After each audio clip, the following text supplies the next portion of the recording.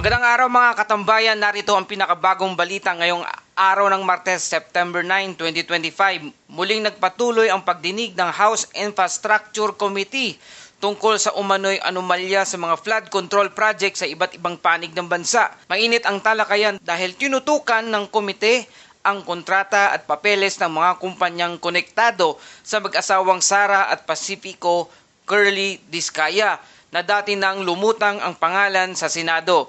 Kasama rin sa usapan ng ilang proyekto sa Bulacan, partikular sa Plaridel, na sinasabing may tinatawag na insertion. Inimbitahan din ng komite si Ako Bicol Party List Representative Saldico para magpaliwanag tungkol dito. Mga katambayan, ito ang Trending Tambayan PH, ang inyong tahanan ng balitang malinaw, diretsuhan at may sapat na basihan.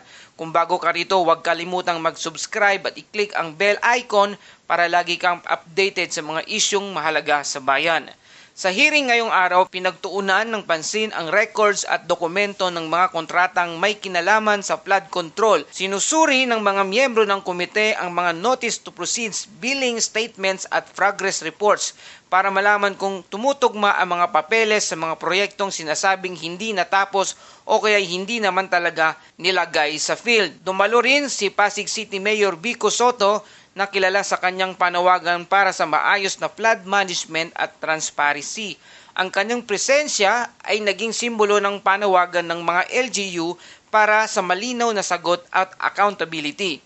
Samantala, patuloy pa ring lumalakas ang epekto ng testimonya ni Discaya couple noong nakaraang linggo. Ayon sa kanila, may mga kongresista at ilang opisyal umano ng DPWH na humihingi ng hanggang 25% na cut or kickback mula sa flood control projects. Dahil dito, maraming pangalan ang nadamay, kabilang na ang ilang kongresista at opisyal ng gobyerno. Marami na rin ang nagdeny at iginiit na wala silang kinalaman dito. Mga kababayan, tatlong bagay ang dapat nating bantayan. Number 1, 25% kickback. Totoo ba ito? Mapapatunayan kaya ng mga dokumento na may mga ganitong transaksyon? Pangalawa, Bulacan insertion. Ano ang tunay na detalye sa proyekto sa Plaridel? Ano ang magiging sagot ng inibitahang kongresista? At pangatlo, presensya ni Mayor Vico. Ipinapakita nito na kahit mga lokal na pamahalaan ay gustong makita ang katotohanan dahil sila ang direktang apektado ng mga flood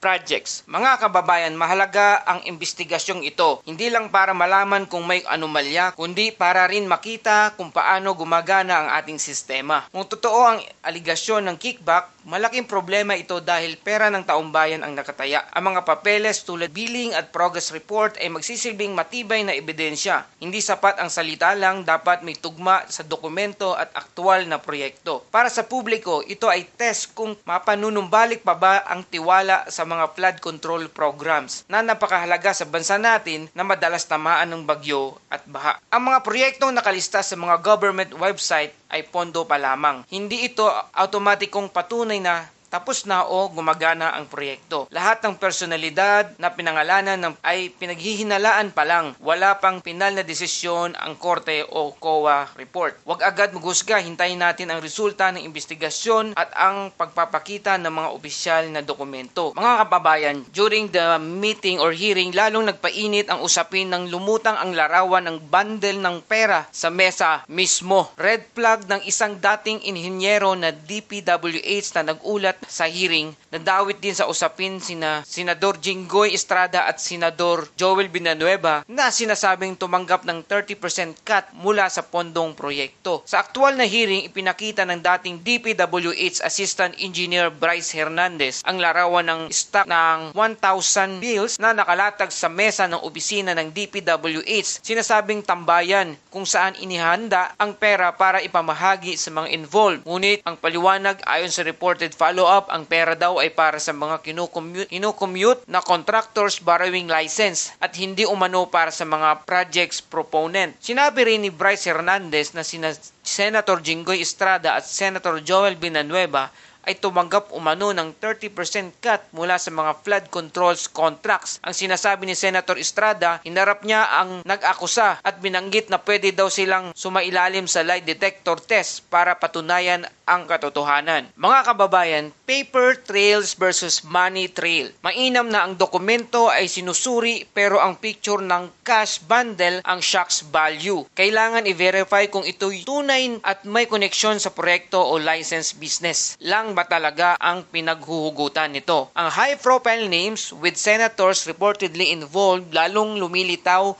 ang pangangailangan para sa malalim na investigasyon at posibleng institutional reforms. Public trust test, masabing tip of the icebergs pa lang ito. Ang susunod na hakbang ay dapat matutukan ng publiko kung paano ito maihahabol sa transparency at corrective action. Mula sa Senado, ngayon ay nasa House na. Maaring magkaiba ang focus at testimonya. Yan ang pinakasariwa nating update ngayon mula sa House Infracom hearing. Abangan ang susunod na kabanata, mga dokumento na susuriin, mga testigo na tatawagin, at posibleng hakbang para linisin ang proseso ng flood control projects. At ito ang Trending Tambayan PH. I-like, i-share at i-subscribe para lagi kang may tamang balita. Kita-kit sa susunod na ulat.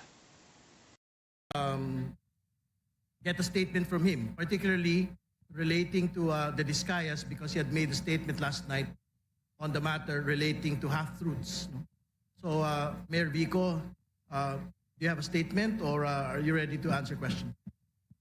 Mr. Chair, to the members of the TRICOM, magandang umaga po. I did not prepare any statement, but however I can help and whatever I can answer to the best of my knowledge, I'm here at your disposal, sir. I think very important, Mayor Vico, to be able to state for the record. Of course, the Discayas have been operating in Pasig City for the longest time. No? Do you have information as to how they had operated in the city as city contractors? And second, whether you had been able to monitor their rise as top contractors as far back as the Aquino administration to date. Mr. Chair, pumasok po ako sa politika 2016 na po. I ran for councilor in 2016 and for mayor in 2019. Pagpasok ko sa politika, medyo kilala na po sila, mga Diskaya, lalo na yung construction firm nila na St. Gerard Construction. Na ito na nga po yung ginamit rin nila na para bang political party na rin, lalo na noong 2025 na halalan, itong nakaraang halalan. Marami pong kwento, hindi ko po alam kung ako po yung nararapat na magkwento po rito sa TRICOM sapagkat yung iba, wala naman po akong personal knowledge. So I would like to, with respect to the committees, I would refrain from saying anything beyond my direct and personal knowledge. What I can say is that they have 9 construction firms that we have seen now in the news. The 9 calling card companies of the spouses Diskaya, where they have used dummies, where they have become huge contractors.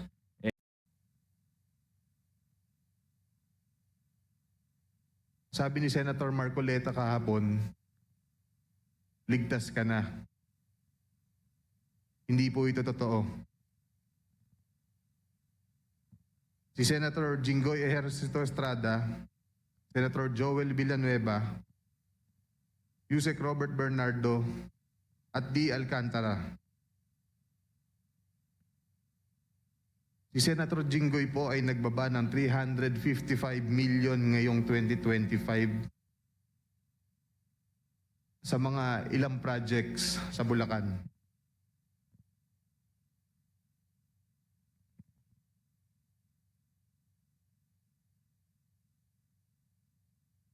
At ang sabi po ng boss ko dito ay 30% ang commitment dito. Ang mga projects po na to ay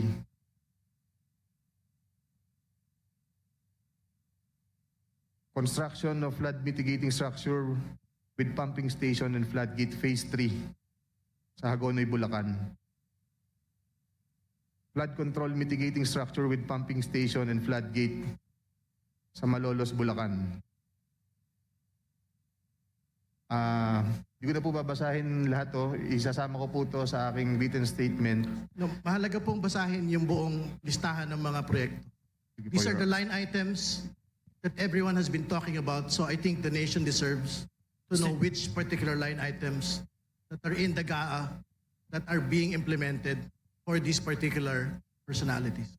Mr. Chair, may I also request that he be directed to read the entirety of his salaysay? Yes, yes. And not to select portion of his salaysay. Para Yes, po he will. klaro. I think he will be required to read the entire. But we need the specific line item in the General Appropriations Act to be able to tie these particular projects to political personalities, not just DPWH engineers, not just contractors. Please proceed. Mr. Chair, may I also ask that the amounts also be read? Yes, I think if it's it, important that the public will also know the yes, if amounts. it is available, Engineer Hernandez, please mention the amount as well. Mr. Chair, saglit na interjection lang. Noong 2023 naman, naglabas ng 600 million si Senator Joel Villanueva at ang SOP nito ay 30% din. If I'm not mistaken, sorry. Pwede ko sabihin ko po kung anong mga projects to, mga line item din. Please proceed with disclosing the line items so the nation may able to tie the line item to the political personality involved. First, rehabilitation of flood control structure along Balagtas River, Barangay Panginay, Kuwawa, Phase 3, Balagtas, Bulacan, with an amount of 75 million pesos. Construction of Bukawe River Flood Mitigation Structure, Station 12, plus 589 to Station 12, plus 739, at Barangay Bambang, Bukawe, Bulacan, with an amount of 75 million pesos. Construction of Bukawe River Flood Mitigation Structure at Station 4 plus 204 to Station 4 plus 354 at Barangay Turo, Bukawe, Bulacan with an amount of 75 million pesos. Construction of Bukawe River Flood Mitigation Structure at Station 3